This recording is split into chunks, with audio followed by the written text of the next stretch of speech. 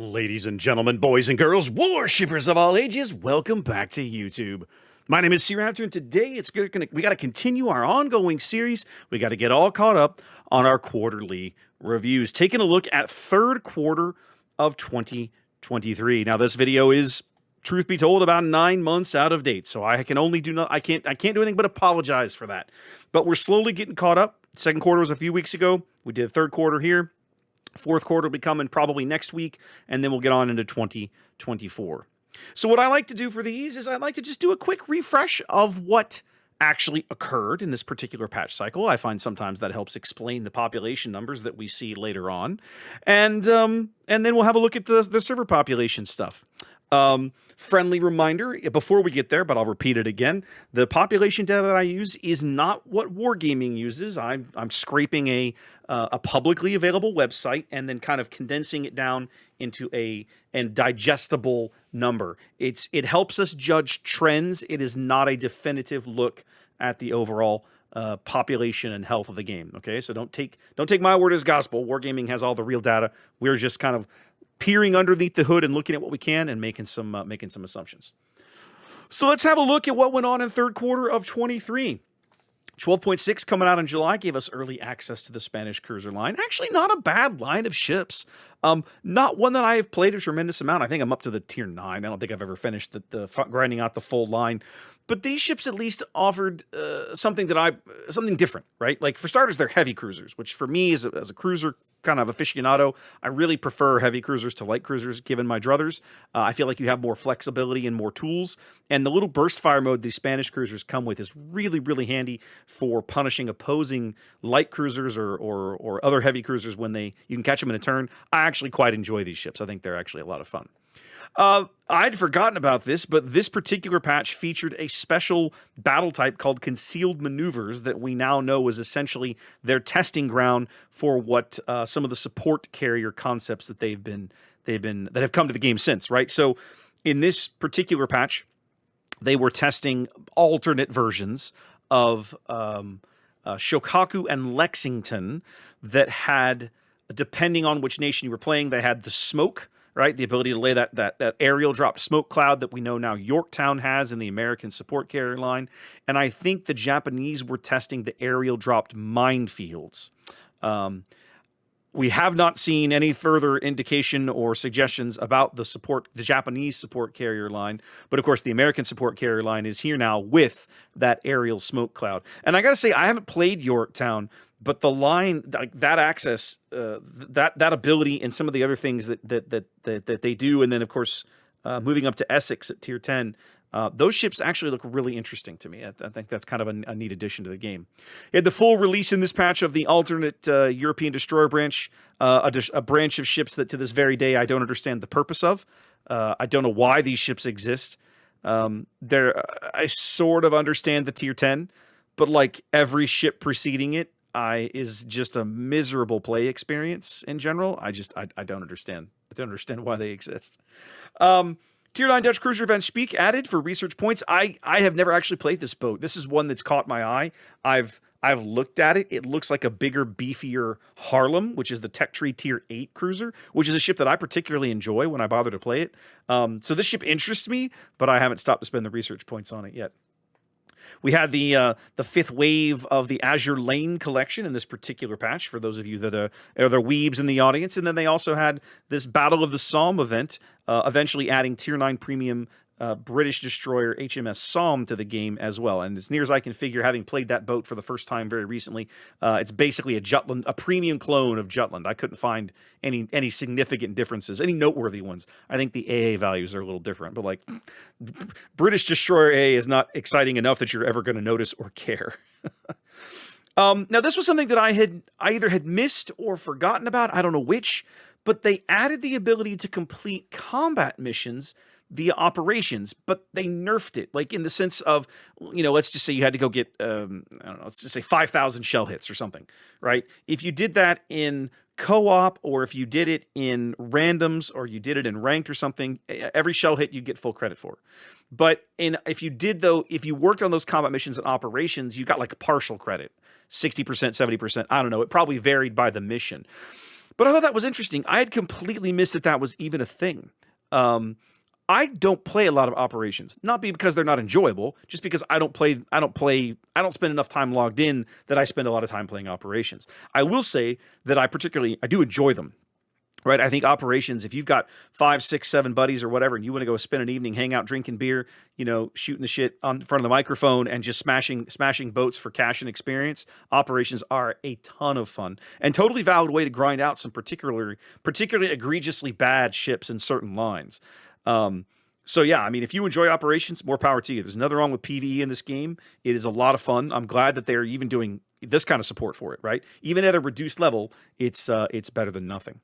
This patch, of course, brought the now infamous redesign of the settings menu, where to this day I still can't find anything. I really struggle with this thing. I got so used to the old way, but I think the new menu is nicer just because there's more to see, right? Like, they give you more options. It's organized better, so at least it's got that going for it. You guys probably missed this entirely, but for somebody like me who spends a non-zero amount of time working with actual replay files in World of Warships, this is one of the best changes they added in years. Now, when you watch a replay in the game client in World of Warships, the post-battle screens are included. Previously, if you didn't have screen caps of those replays, of those end battle screens, the post-battle screens, you got nothing. You had no idea like what the credit output was, what the actual experience earned was, nothing. Now, blessedly, thank the Lord, all of that is available at the end of the replay file.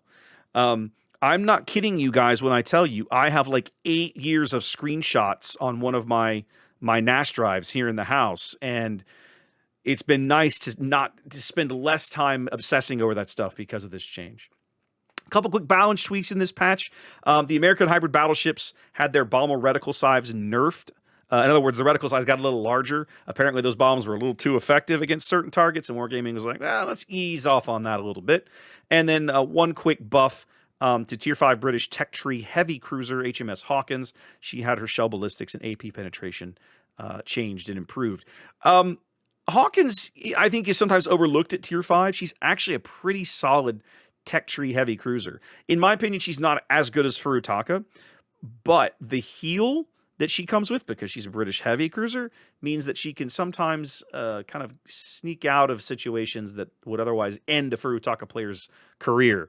And she's actually a little underrated, I suspect. 12.7 coming in August brought us a new dockyard event for Tier 10 destroyer, Tier 10 Pan-Asian destroyer, Lushun, a boat that I'm not sure I've ever played, I'll be honest. I read over the stats, it didn't appeal to me all that much. But it's funny, right? I've gone back and been working with some older videos, or had some come across the feed lately, and it was a whole lot of Lushun played in Warship Masters this past spring. I think it was May was when they did the Warship Masters Invitational. And I kind of got an exposure to that ship that I had not previously. Let's just end the sentence there. And now I'm kind of like, I really think I should go play this thing and have a look at it. Because there were some folks getting some really good performance out of the ship. I was a little surprised by it. The concealed maneuvers testing thing sort of continued because in the previous patch, they were testing Tier 8 concept, Tier 8 ships, and now this time they moved up to the Tier 10 ships. So now you were basically looking at the equivalent of Taiho and Essex in like their kind of quote unquote support carrier configurations, for better or worse. Let's see where we're going. Why is this thing misbehaving here? We'll do it this way. There we go. Yes.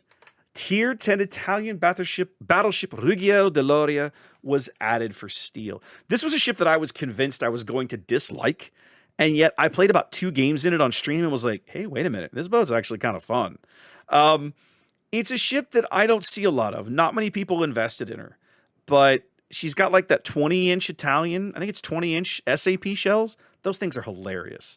Like, occasionally you'll pull the trigger on those guns and you'll be like, I don't know what's going to happen. And then you get the most ridiculous result. And you're like, oh, that was a thing. Sometimes she's really surprising. She's actually kind of a fun boat. I don't mind her so much. Let's see.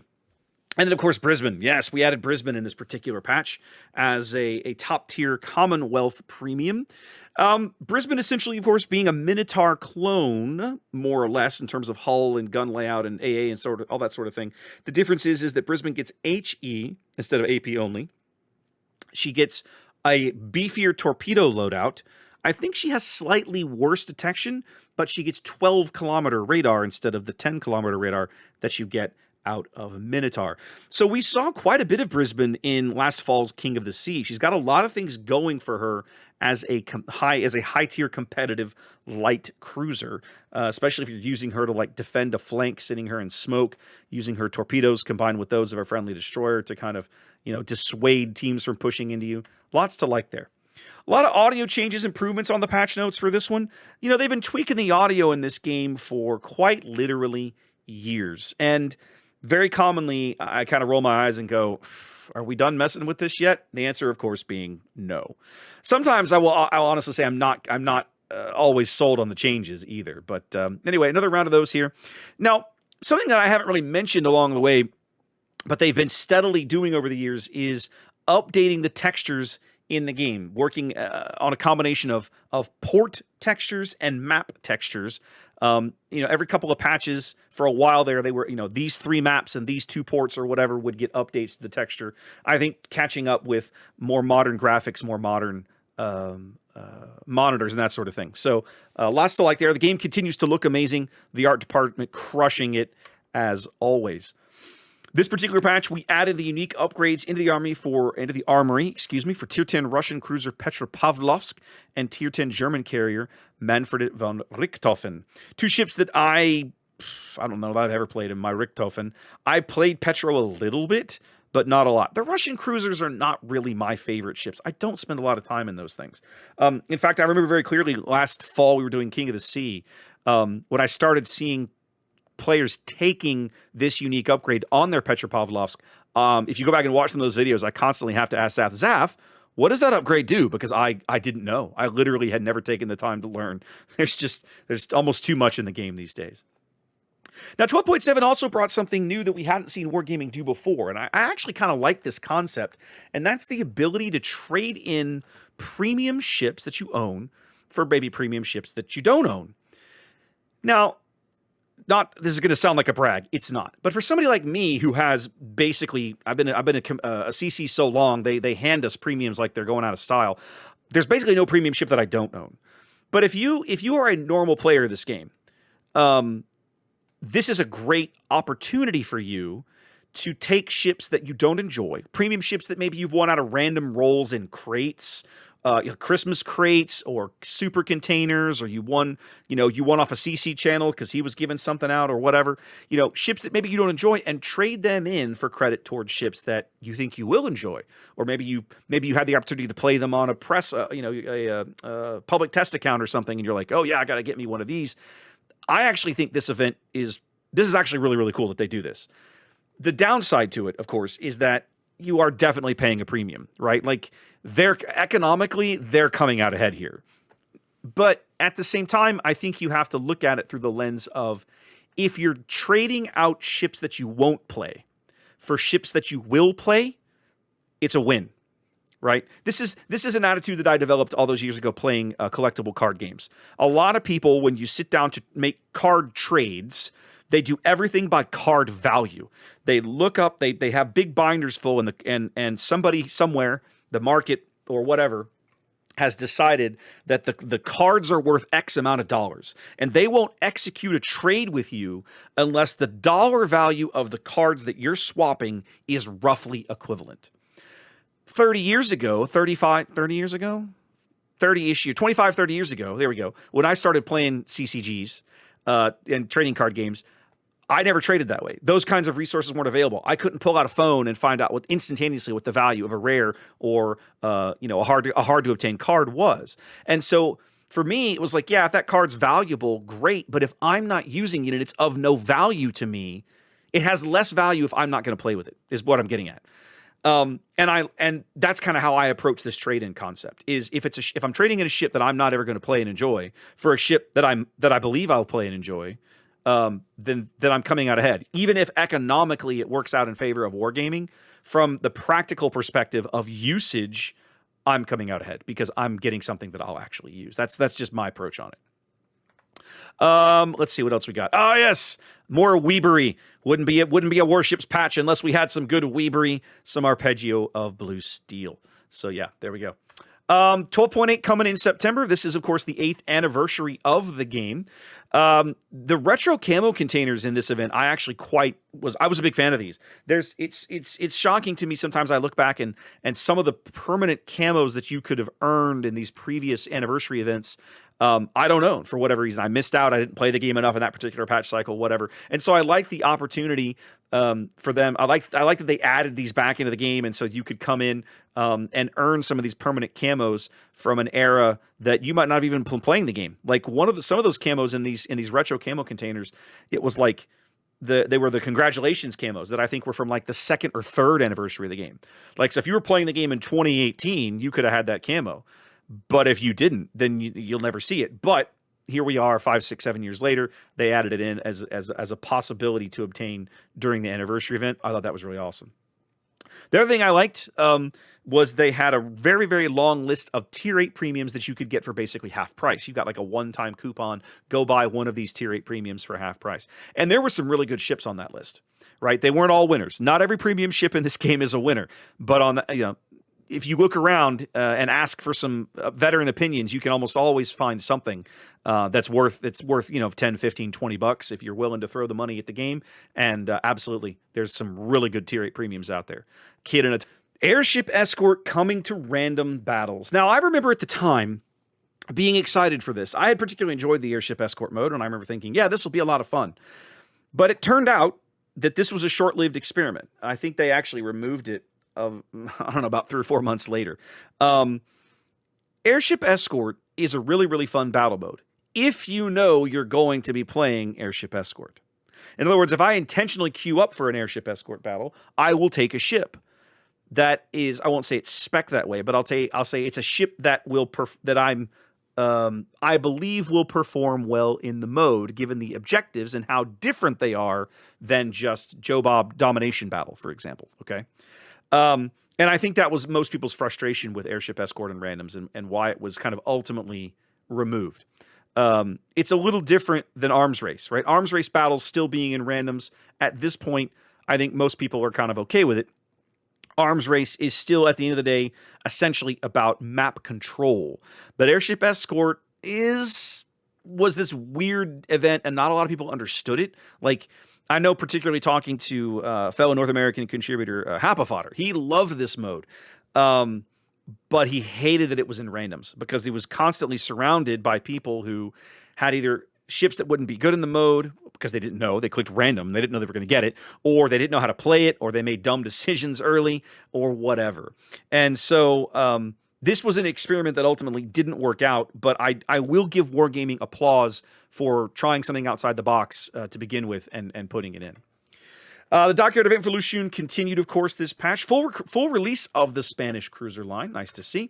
There were some minor membership improvements for those of you that have YouTube memberships to the main Warships channel. They've actually extended this program to CCs now. If I bother to sign up for it, I really should get this done on my own YouTube channel, but frankly, I've been too lazy to do it. I really should get that done. They changed the bounty hunt event, which was nice. Bounty hunts have been kind of going on and off and on for, pretty much the life of the game. They used to have to be something that was manually implemented at both ends by the community management staff, but now they've added all the code into the game that basically they can just set one of these up and push the go button and run it over a weekend or a couple of weekends or a week or whatever. And they've been making some improvements to that. There's actually some achievements tied to that now, which is pretty cool. And then one small balance tweak here that I had completely missed. Apparently, there were certain ships in the game, it was possible to set it up so that your secondaries would fire and the ship would not be detected. And I'm not talking about I'm not talking about like outside of smoke. Like I'm sailing in the open, on the open water, and my base detection value was smaller than my secondary range. That's a very odd corner case. And they apparently decided they didn't like it from a balance perspective. I agree with this decision, and they removed it. If you're new to the game, I'll say new to the game, let's just say most of you at this point probably don't remember, but for about the first year, 8 months to a year of World of Warships existence, main battery gun bloom was based on the caliber of the gun and nothing else. And it was possible at the high tiers of certain lines, notably the Japanese heavy cruiser line, that your gun bloom was smaller than your maximum gun range. So if you had a spotting destroyer or a spotting unit, let's just say, between you and the target you were shooting at, it was possible for you to fire your main battery guns at someone and never actually be spotted in return. That was removed. It was decided after a while that was toxic gameplay, and it was the right decision at the time. And this is the same kind of idea, so no, I have no concerns with this. All right, let's talk about server populations. Again, guys, remember that what you're looking at is an average number that represents the average number of players logged in on a given day during the entire quarter. So I'm taking 90 days worth of data for a full quarter and boiling it down to a single data point just to try to help wrap your brain around, give you a snapshot of what has sort of actually been occurring.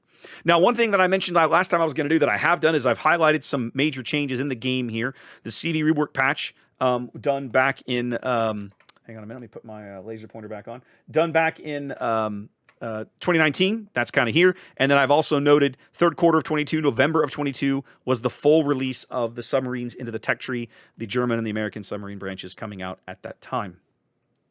So this is starting as we do with the NA server. Now, what we talked about last time was that the second quarter NA number is basically corrupt. This, rather than representing 90 days worth of data, this particular number represents only 30 days worth of data, and it's the latter 30 days. So this number is basically not second quarter 23. This number is basically May of 23. I have no data for March or April of this year.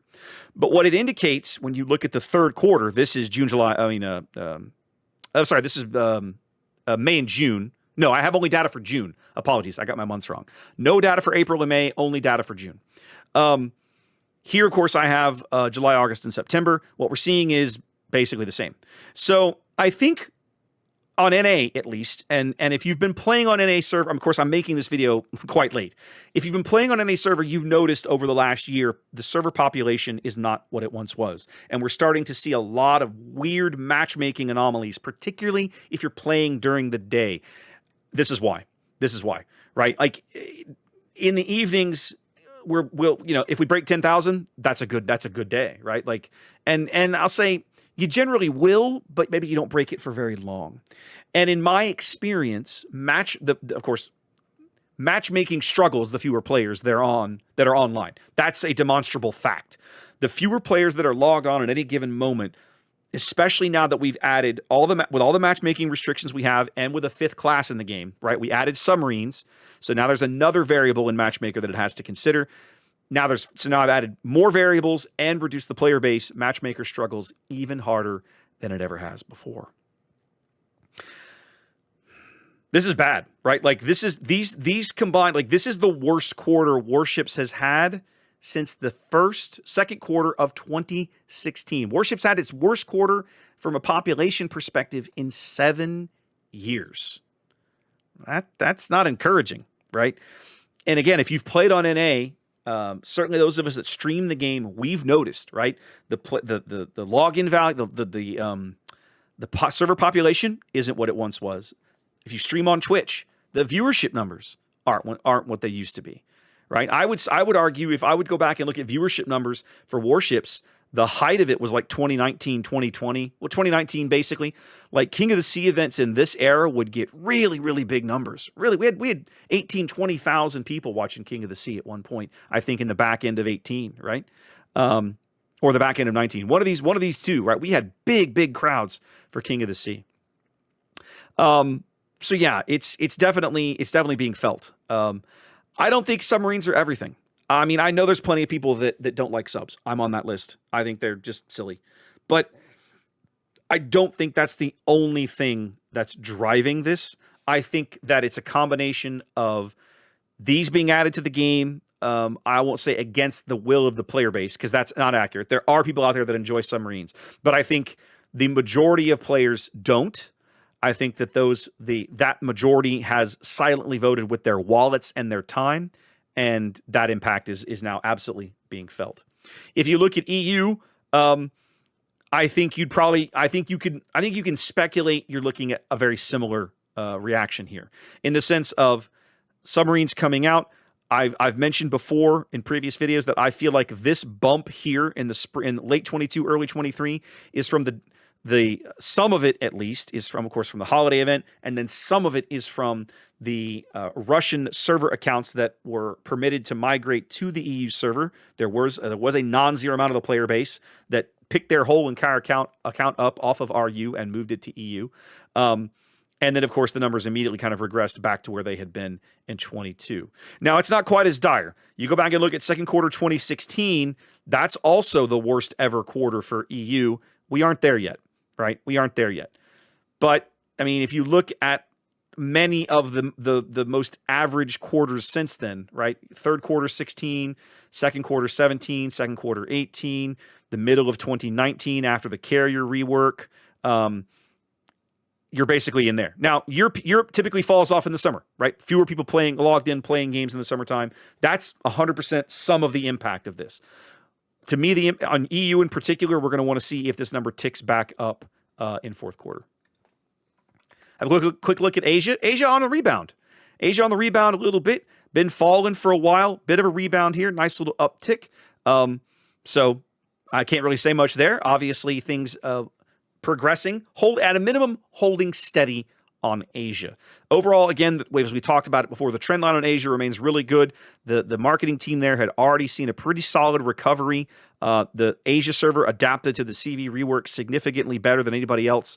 COVID was a huge boost for them, and they have been able to retain quite a bit of that COVID player base. The previous three graphs all smashed onto one looks like this, so you can see sort of each of the trend lines when they're all mapped together. Again, Asia, the only one with a real positive trend line. The overall trend lines for NA and EU slightly on the downslope now. NA now basically the smallest server that I have data for. Technically, I should be putting the Chinese server up here, but I don't even know where to get Chinese server stats. If you take the preceding three slides and smash them all together and just total up the values, this is what they look like. Again, third quarter 23, not the worst quarter ever. That still falls to second quarter of 16, right? That is still the worst quarter the game has ever had in terms of population. But things don't look rosy, right? We're back down to numbers that we haven't seen since, well, 2019, right? We're back to where we were kind of post-carrier rework, basically. Same area, 25 and change, 25 and change. Now, one of the things that I like to do is I like to compare all the third quarters of the game has ever had all on one slide, just to have a look at what that looks like. Now, there's two outliers on this slide. The first is third quarter 15. This is the release of the game. This is always going to be the highest number possible, basically, I think. So you kind of have to discount this number. Pretend it's not there. The other one is third quarter 2020, right? Because again, you're on the downside of COVID lockdowns. At least we were here in the States. It wasn't necessarily the same way overseas. But like the bottom line is that this is still a COVID inflated number. Now, when you take those two numbers out and just look at these ones kind of along in here, 35 to 37,000 is fairly typical until you get to third quarter 23. Now, some of this actually does include the RU number. No, it doesn't. All servers, it does include the RU data. I should probably make a version of this slide without RU, and I apologize. I didn't think of that until just this exact moment. But the bottom line is, this is the worst third quarter that Warships has ever had in terms of total global population, and it's not even close. The previous number would have been back here, I think this third quarter 19 number, and we crushed that pretty extensively. It's not very encouraging. Not an encouraging trend, to put it lightly. Last slide. Again, we're looking at recent trends. This is the previous 18 months, right? So the previous 6 quarters all on one slide. Again, the overall trend not in a good direction for everyone. Now, these are not steep downslopes, right? We're talking about 85. I'm looking at Asia, 8,500 to 7,300.